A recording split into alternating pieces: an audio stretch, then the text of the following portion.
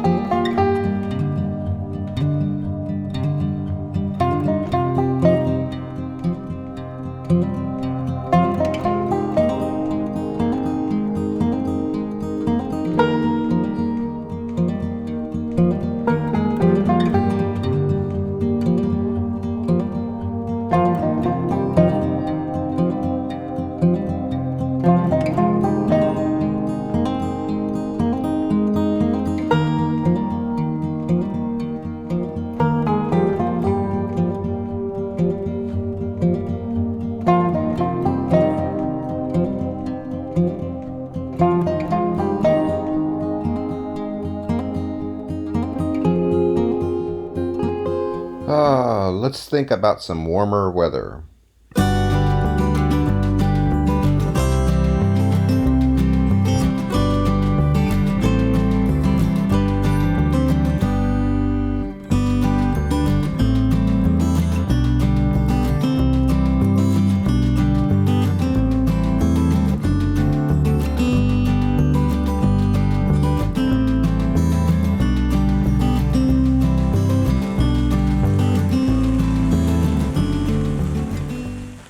I think this is one of those projects where one can quickly get overwhelmed. Where to start?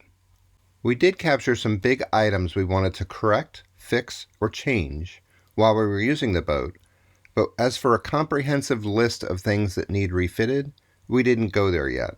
I think a punch list will be created once we get closer to wrapping things up. There is plenty that needs help and plenty to do, so we decided to jump in and get it done. Big picture items, let's go for a top 10 list. Number 1, the chain plates. We know that 2 had been leaking, but as for damage, they seem strong, but everything is wrapped in a vinyl covering, so it's really hard to tell until we dig in. I expect the aft 2 will need the most work. Number 2, the head. The holding tank is here, and we didn't even use the head. Let's just say we're going to replace. More on that later. Number 3, the quarter berth. Not very user-friendly. Yes, a sleeping area and a storage area, but I want it to do more. I'd like a place to sit and work, charge electronics, but preserve the quarter berth and make it a more open environment without this divider. Number 4, the engine. Yes, that's out. Next is to clean up all the associated items and clean that area. Number 5, the galley. Julie and I are foodies. She especially loves to create, so this area needs some updating. Maybe even gimbal the stove. Also, here is the ice box, which isn't very efficient, and the installation seems to be broken down, so we'll consider number 6, the ice box. Conversion to a Peltier device fridge. More on that later. Number 7, topsides. Remove everything. Sand, paint, and rebed all the items. Number 8, the hull paint. It currently looks like a wall because it was all put on with a roller and the paint is Rust-Oleum marine paint. Number 9, the hull below the waterline. Remove the anti-fouling, inspect, and put on a fresh coat. Number 10, the electrical and instruments. Well, the engine is out. I spent a bit of time regrouping from that, getting the top of the boat cleaned up, getting the workbench put away, and then I started working on the steps outside, getting some power up to the boat, and now we're going to start ripping out all of the throttles, the diesel tank, clean that bilge area. That's what's on task for today and tomorrow morning.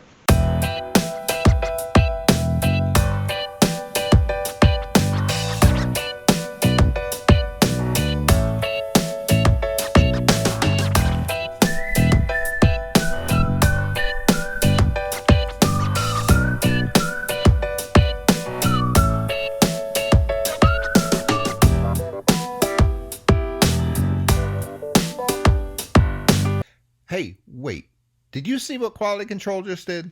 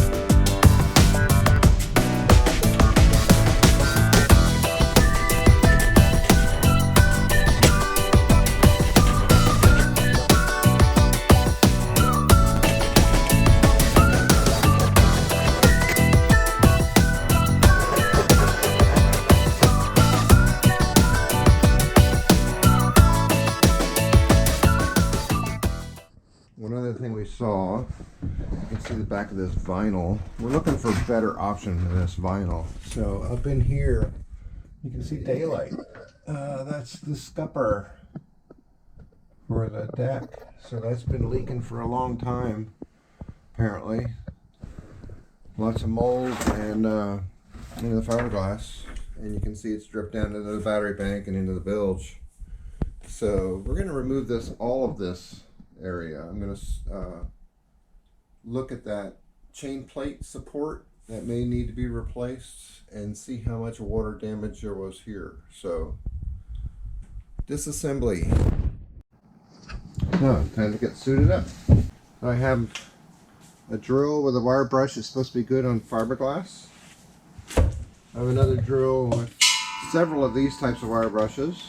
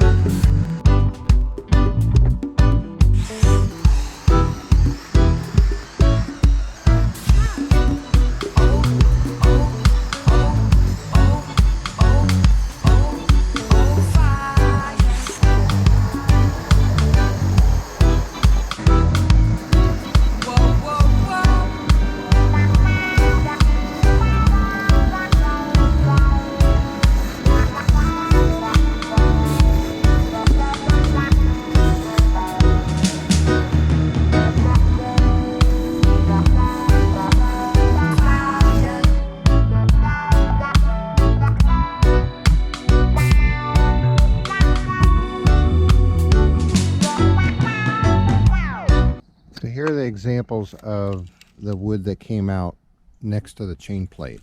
So this is the shelf that was there, and the water was running underneath the vinyl that they had, and all of this is just delaminated, and then this is just totally rotten. So the other piece that was attached to this was also very bad. This is the shelf that was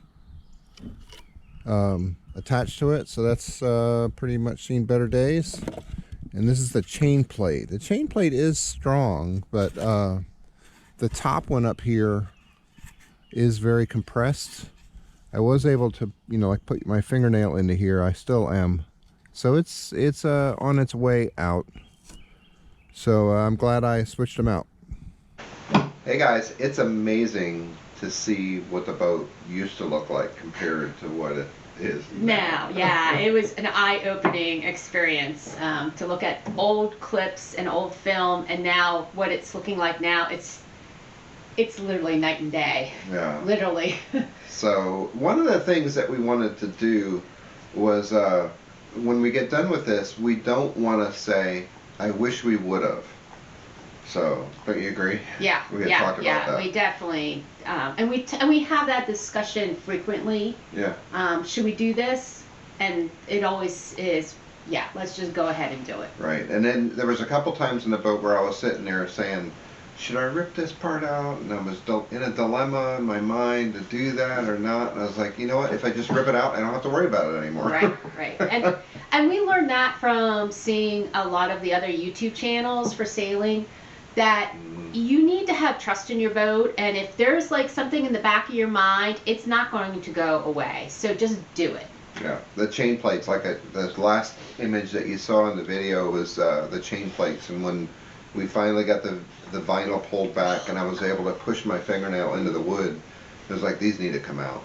Yeah, that solidified our decisions from then on. Because that's structure, and that can get serious. The front two bulkheads that hold the chain plates are perfect. They're dry. I don't think they've ever leaked.